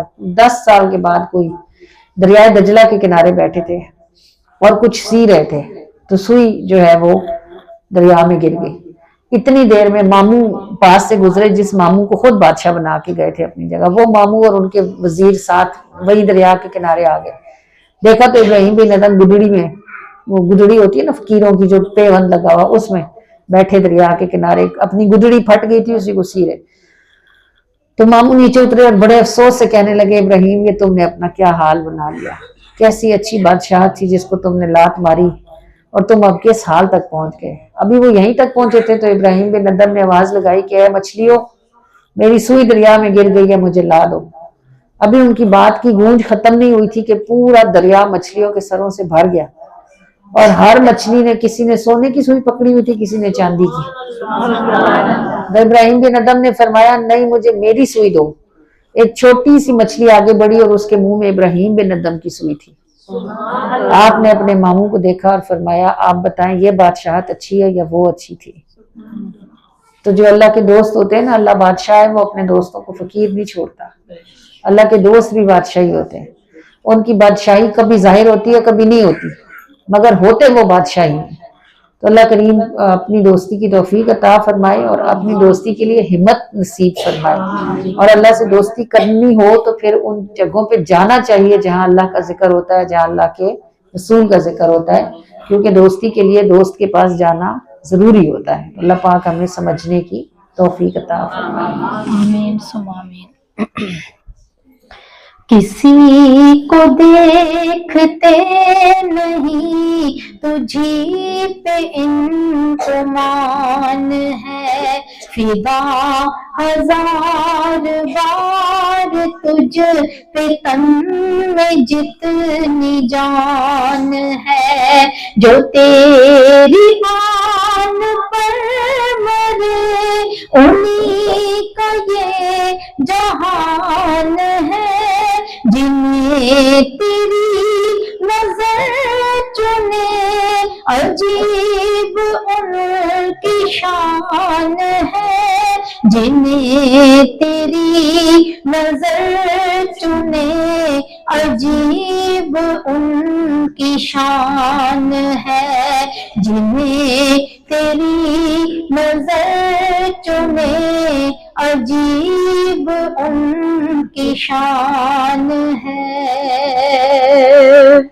جو تیرے عشق میں جیے وہی تو سرفراز ہے, جنہیں ڈھکے تیری نظر وہ لوگ ایک راز ہے, جو تار روح کی چھیڑتی ہے گویا وہ اذان ہے, جنہیں تیری نظر چنے عجیب ان کی شان ہے, جنہیں تیری نظر چنے عجیب ان کی شان ہے, جنہیں تیری نظر چنے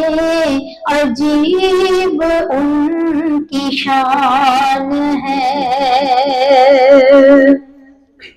قدم کو چومتے ہیں جو وجد میں جھومتے ہیں, جو سکون ساز نور دل میں لے کے گھومتے ہیں, جو بدن ہمارے بیچ اونچی روح کی اڑان ہے, جنہیں تیری نظر چنے عجیب ان کی شان ہے, جنہیں تیری نظر چنے عجیب ان کی شان ہے, جنہیں تیری نظر چنے عجیب ان کی شان ہے. فدا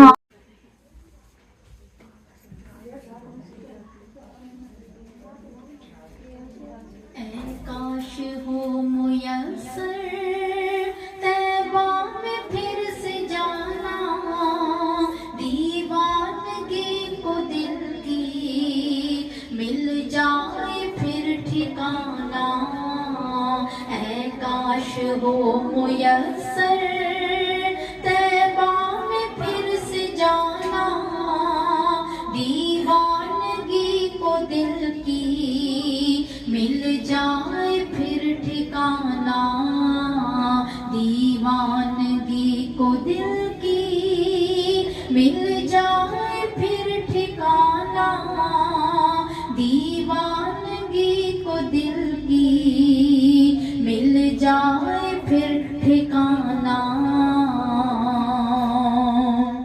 दोनों जहां के सरवर आए थे नगीने, दीवारों दर चमकते थे जैसे हो नगीने, आया था इस ज़मीं पर ऐसा भी एक ज़माना, आया था इस ज़मीं पर ऐसा भी एक ज़माना, ऐ काश हो मुयस्सर तैबा में फिर से जाना, दीवानगी को दिल की मिल जाए फिर ठिकाना।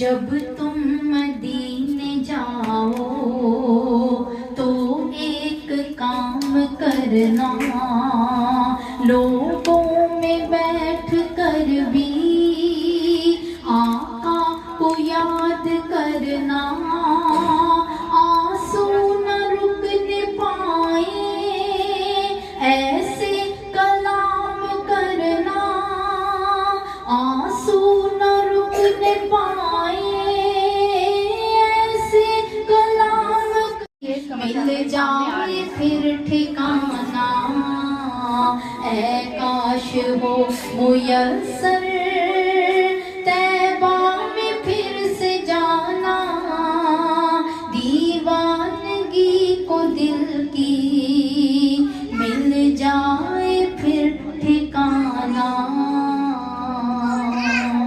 और मीठे महबूब नबीना अलैहिस्सलाम पर दुरूद पाक पढ़ने वालों में दाखिल फरमाया, अल्लाह करीम महबूब पर दुरूद और सलाम भेजने वालों में दाखिल फरमाया। अल्लाह पाक हमारे पैदा होने से पहले तूने ये फैसला किया कि हमें ये सलामती और खैर का रास्ता अता फरमाया जाएगा। इलाहुल आलमीन रहमत रहीमीन, दुनिया में जिसका कोई मुर्शिद ना हो उसे हुक्म है कि दुरूद पाक पढ़े, क्योंकि दुरूद पाक पढ़ने वाले की परवरिश रूह रसूल खुद करती है और दुरूद पाक पढ़ने वाला रसूलुल्लाह की निगाह रहमत के हिसार में रहता है। अल्लाह परवरदिगार रहमत रहीमीन, भला की नेमत हम कैसे उठा सकते थे अगर तेरा इज़्ज़त ना होता।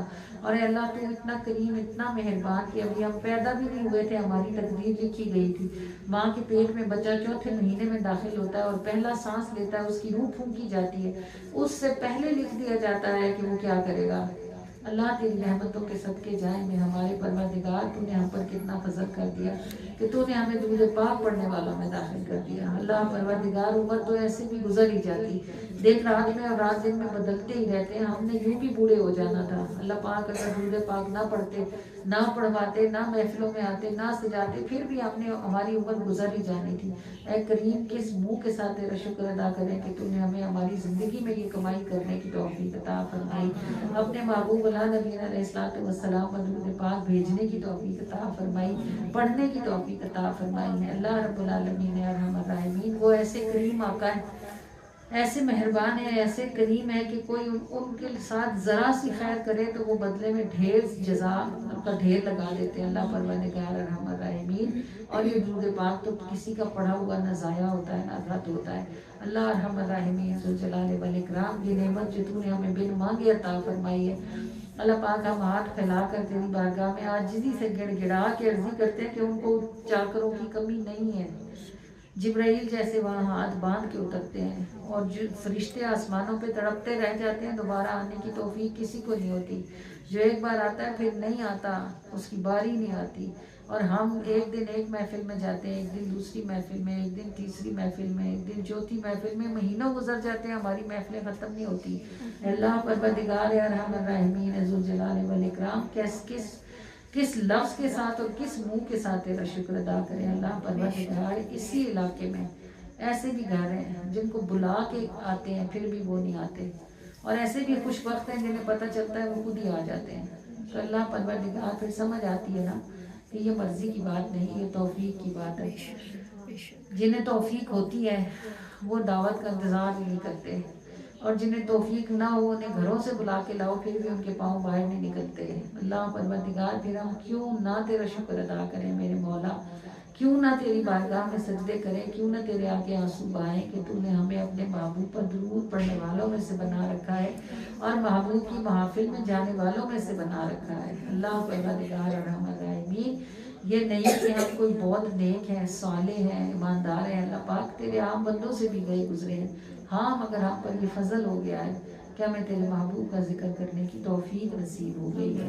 اے اللہ پروردگار ارحم الراحمین، پس تو نے جب اپنی رحمت سے ہمیں یہ توفیق عطا فرما دی ہے، جو عمل آسمانوں پر فرشتے کرتے ہیں، جو تیرے عرش پہ ہوتا ہے، جو تو خود کرتا ہے، تو نے ہمیں اس عمل میں داخل کر دیا ہے. اللہ پروردگار اب ہمیں دنیا اور آخرت میں رسوا نہ فرمانا. اللہ کریم رسوا ہونے کے لیے تنہا نہ کرنا، بار الہ اپنی مخلوق کے آگے ہمیں اکیلا نہ کرنا. اللہ پروردگار ارحم الراحمین ذوالجلال والاکرام، کوئی خوش ہوتا ہے، کوئی خفا ہوتا ہے، کوئی راضی ہوتا ہے، کوئی ناراض ہوتا ہے. یہ تو دنیا کا حساب کتاب ہے، اور تیرے محبوب زمین پر تھے ان سے بھی سب راضی نہ تھے، ہم سے کیسے راضی ہو سکتے ہیں؟ ہم اس بات پر قطعاً دل برداشتہ نہیں ہوتے ہیں. اللہ ہمارے پروردگار، جنہوں نے آگے بڑھنا ہوتا ہے انہیں مشکلوں سے لڑنا ہوتا ہے. اللہ پروردگار تیرے محبوب مشکلوں میں رہے تو ان کے سوا کون ہے پھر جسے آسانیاں ملیں. اس بات کے لیے تیرا کتنا شکر ادا کریں کہ تو نے ہمیں کھڑے رہنے والوں میں سے نہیں کیا، آگے بڑھنے والوں میں سے فرمایا ہے. جب رسول اللہ کے درجے ہر سانس پر بلند ہو رہے ہیں تو جو رسول اللہ کے جوتوں کی خاک بن کر لگے ہیں وہ بھی بلندیوں پر ہی جا رہے ہیں، اور بلندی کے سفر کبھی آسان نہیں ہوتے، یہ ہمیشہ مشکل ہوتے ہیں. اللہ پروردگار بس ہمارا سفر جاری رکھنا مارے گا، کسی بھی جگہ پر ہمیں کھڑے نہ کرنا. اللہ کریم ہم سے غلطیاں ہوئیں گی، کوتاہیاں ہوئیں گی، خطائیں ہوئیں گی، بارے لا تو اپنی رحمت سے ہمیں درگزر کرنا، معاف کرنا بارے لا. اور یہ جو تاج تو نے ہمیں لگایا اس سے ہمارے سروں سے کبھی نہ دور کرنا. اللہ کریم و رحمان ہم جینے مرنے میں تیرے محبوب کے غلاموں میں داخل رہیں، درود پڑھتے رہیں، درود پڑھاتے رہیں، درود کی محفلیں سجاتے رہیں، حضور کو درود پہنچاتے رہیں، اسی میں مر جائیں، اسی میں زندگی تمام ہو جائے، اور آپ صلی اللہ علیہ وآلہ وسلم کی بارگاہ میں ہماری حاضری اس حال میں ہو کہ ہماری طرف سے درودوں کے تحفے حضور کی بارگاہ میں پہنچے ہوئے ہیں. اللہ ہمارے پروردگار محبوب ہمیں جانتے بھی ہوں، پہچانتے بھی ہوں. اللہ العالمین ارحم الراحمین، وہ جو بزرگ جن کی قبر سب سے زیادہ روشن تھی قبرستان میں، ان سے کسی دل والے نے پوچھا تھا کہ سب کی قبروں میں روشنی ہے، آپ کی قبر میں اتنی کیوں ہے، زیادہ کیوں ہے؟ انہوں نے فرمایا سب کی قبر میں حضور آئے اور میری قبر میں حضور آئے بھی اور مسکرائے بھی. اور ان سے پوچھا گیا کہ مسکرائے کیوں ہیں؟ فرمایا میرے اس لیے کہ میں ساری زندگی حضور پہ درود بھیجتا رہا. اللہ پروردگار ارحم الراحمین بس یہ نعمتیں نصیب ہوں بار الہ، انہی کی حسرت ہے. صدقہ درود پاک کا تو نے دنیا میں بڑی آسانیاں عطا فرما رکھی ہیں. جہاں سے ہم سوچتے نہیں ہیں وہاں سے رستہ نکل آتا ہے، جہاں سے ہمیں گمان نہیں ہوتا وہاں سے تو آسانی کر دیتا ہے. اللہ پروردگار ارحم الراحمین برکت درود پاک کی، جن مشکلوں سے ہم سمجھتے تھے ہم کبھی باہر ہی نہیں نکلیں گے، تو نے ہمیں وہاں آسانیوں کے رستے عطا فرما دیے. اللہ ہمارے پروردگار ارحم الراحمین صدقہ ہے تیرے محبوب کے ذکر کا باری تعالیٰ، بس جینے مرنے میں اسی دروازے پہ کھڑے رہنے کی توفیق عطا فرمانا، یہیں سے لقمہ اٹھانے کی توفیق دینا، یہیں پہ جینے میں کھڑا رکھنا، یہیں پر مرنے کی سعادت نصیب کرنا. ہمیں اور ہماری نسلوں کو اپنے محبوب کے دروازے پر ہمیشہ ہمیشہ کھڑے رہنے کی توفیق اور سعادت عطا فرمائے رکھنا. اللہ پروردگار ارحم الراحمین ذوالجلال والاکرام بہت مشکلیں ایسی تھیں جن کو تیری رحمت نے حل کیا. اللہ کریم جو رہ گئی ہیں وہ بھی تیرے محبوب کے صدقے سے ضرور حل ہوں گی انشاءاللہ. جب تو نے ہمیں اس سے پہلے اکیلا نہیں کیا تو تو ہمیں ابھی بھی اکیلا نہیں فرمائے گا. اور اللہ پروردگار جس کے ساتھ تو ہو اسے زمانے اور زمانے والوں کا کیا کرنا، ساری دنیا اس کی مخالف ہو، جس کے ساتھ تو کھڑا ہو جائے اس نے جیتنا ہی ہوتا ہے. اے ہمارے پروردگار ارحم الراحمین بس دنیا اور آخرت میں کامیابی کو ہمارا نصیب فرما دے، اور ہمارے دلوں اور ہماری زبانوں کو وہ شکر سکھا دے جو تیری بارگاہ میں مقبول ہے. اے اللہ ہمارے پروردگار انہونیوں سے अचानक आने वाली मुसीबतों, तंगियों, तकलीफों, परेशानियों, इम्तहानों और आजमाइशों से हम तेरी पनाह मांगते हैं हमारे परवरदिगार। इसी दुरूद का सदका जो तूने हमें पढ़ने की तौफीक अता फरमाई है, हम पर वो बोझ न रखना जिसे हम उठा ना सके, और हमें उस इम्तहान में खड़ा न करना जिसमें हम पूरे न उतर सके। ऐ हमारे परवरदिगार है रहमत राहिमीन, हमें वहाँ न आजमाना जहाँ हम पूरे उतरने की ताकत नहीं रखते। अल्लाह करीम और रहमान सब तरफ से सब तरह की आसानी फरमा दे, खैर फरमा दे, आफियत फरमा दे। हमारे दिलों और हमारी आँखों को हमारी औलादों की तरफ से ठंडक अता फरमा दे, और हमें अपने वालिदैन के लिए ठंडक होने की तौफीक अता फरमा दे। अल्लाह इलाहुल आलमीन रहमान राहिमीन, यहाँ तक भी हर सांस हर कदम आप ही निभा के लाए हैं, और इतनी दूर निभा लाए हैं। अब कैसे सोचूं ये बात, और आपने मुझको छोड़ना होता, ऐसे बड़े गुजरे हालात इतनी दूर निभा लाए हैं। अब कैसे सोचूं ये बात, जब आपने हमें यहाँ तक निभा लिया है अल्लाह, तो अब हम ये कैसे सोचें कि आप हमें छोड़ देंगे। अल्लाह पाक इलाहुल आलमीन रहमान राहिमीन, मैंने दामन पकड़ा होता शायद छूट बन भी जाता हाथ। आपकी हस्ती रहमत आलम, आपसे कोई कैसे छूटे, आप रहमत आलम आपकी ज़ात या सैयदी या रसूल अल्लाह। अगर हमने आपको थामा होता तो शायद हमसे छूट जाता, आपने हमें थाम रखा है, हम कैसे छूट सकते हैं। अल्लाह के रसूल, बस दुनिया और आखिरत, महशर और कब्र, पुल सिरात सब आसान हो जाए, और जब हमारी आँख खुले अल्लाह के रसूल, तो बस हम जन्नत वाले घर में हों, आसानियों में हों, और आपके जलवे अल्लाह में आसानियों में नसीब फरमाए।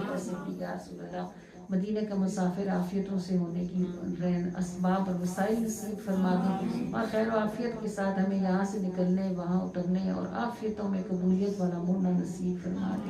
या सैयदी या रसूल अल्लाह, अपने करीम से दुआ फरमा दे कि हमारी इस महफिल का कुल हदिया कबूल व मंजूर फरमा दे।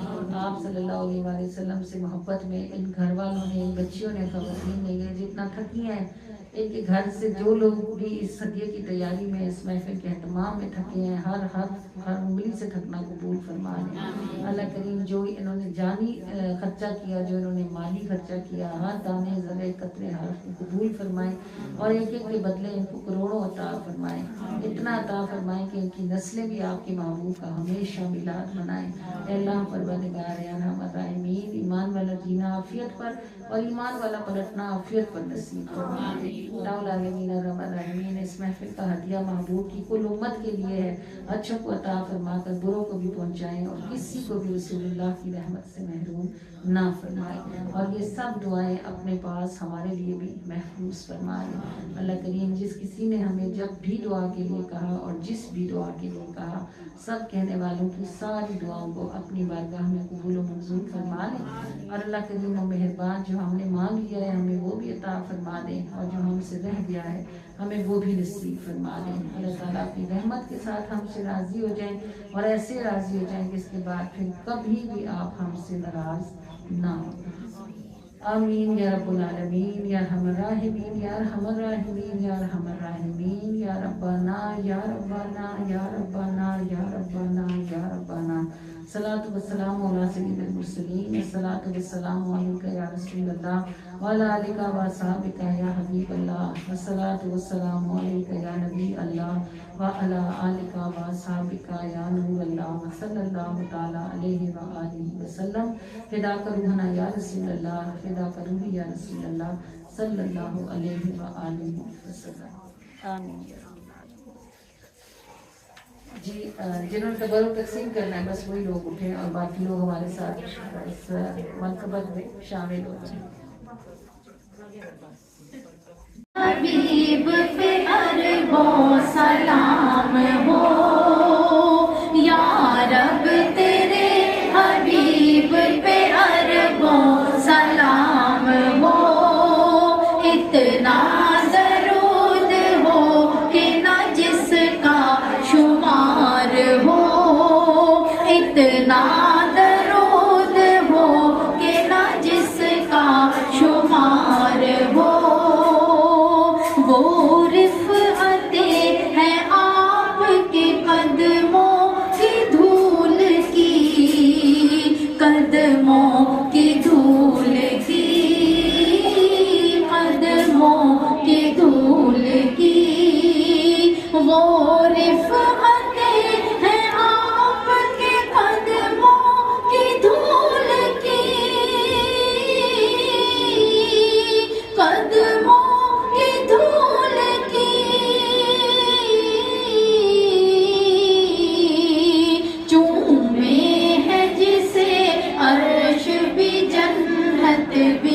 फिदा हो, चूमे है जैसे अर्श भी जन्नत भी फिदा हो, या रब तेरे हबीब तेरे हबीब पर अरबों सलाम हो, इतना दरूद हो कि न जिसका शुमार हो, इस नाम की पाकी को करूं कैसे बयां मैं, देखा नहीं कहीं कि खुदा से ये जुदा हो, उतरा नबी की ज़ात पे जो रब का है सलाम, फिर कौन सा कमाल है जो आप में न हो। लौला नबी रहमान, हम सब की हाज़िरी को, हमारे हदिये को और हम सब की दुआओं को सबका महबूब में कबूलियत का शर्फ अता फरमा दे, और हम सब को इस महफिल से बामुराद बख्शी हुई हालत में निकलने की तौफीक अता फरमाए, बख्शी हुई हालत में जिंदा रखें और बख्शी हुई हालत में मरने की सादत नसीब फरमाए। आमीन आमीन।